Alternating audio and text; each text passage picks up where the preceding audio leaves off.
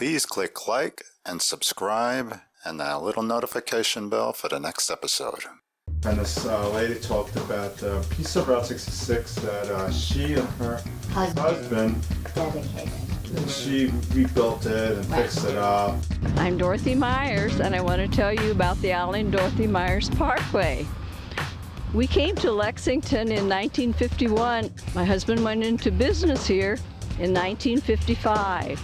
So when we were here 50 years, we wanted to pay back to the community. So we have asphalted 2.2 miles of the old 66.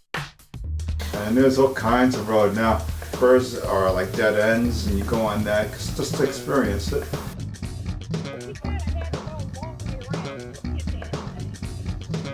So this is the original Route 66.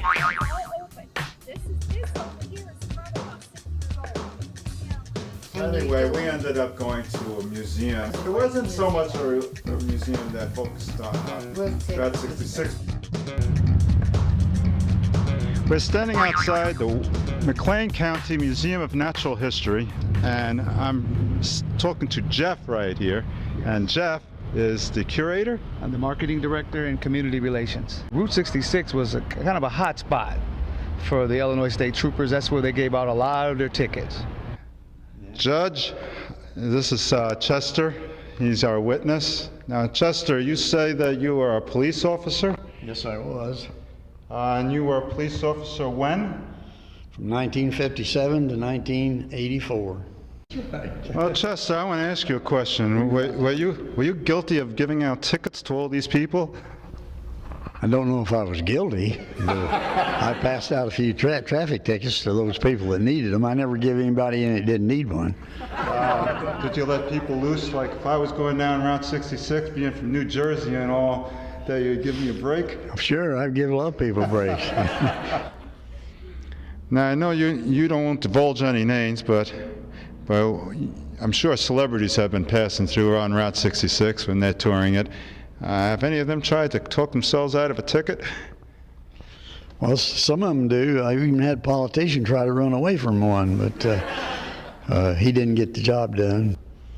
The old bloody 66, there was a stretch of Route 66 up north of Pontiac that before my time there used to be a lot of fatal accidents there, and they called that Dead Man Alley, so that gives you some indication. This building was built in 1903 after the 1900 fire. This exhibit it's a balance. It shows both points of view, those who were for the war and of course those who were against it. This is the hooch over here. This is where the soldiers on the front line would spend most of their time. This was at Bow Lock Base Camp. We're in the Pioneer Discovery Room, and this is where you can come and get an idea, a sense of what it was like to live in the pioneer times. Atli Stevenson grew up at 1316 East Washington Street here in Bloomington, Normal. Atli Stevenson II. This exhibit, Stevenson House Treasure, features artifacts collected from the home here on Washington Street. This is the Tilbury Flash.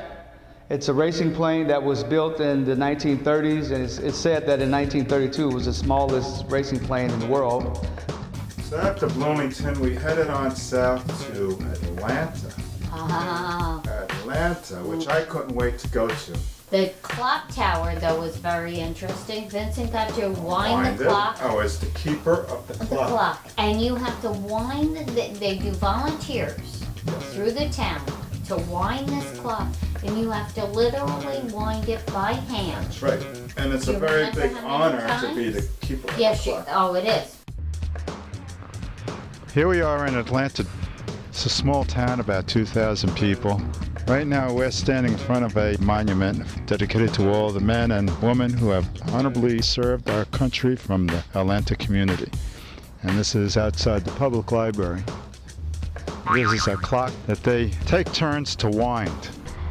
We're inside the clock tower. Bill Thomas is in charge of this clock. Yes. So, in fact, I believe from what Bill told me is that the winding of this clock seems to be an honor in Atlanta. It's like the keys to the city in other towns. Can you tell us a little bit about the clock? Sure, I'd be glad to. There are actually 9 of us, Vincent, who take turns winding this clock, and we are officially known as the keepers of the clock.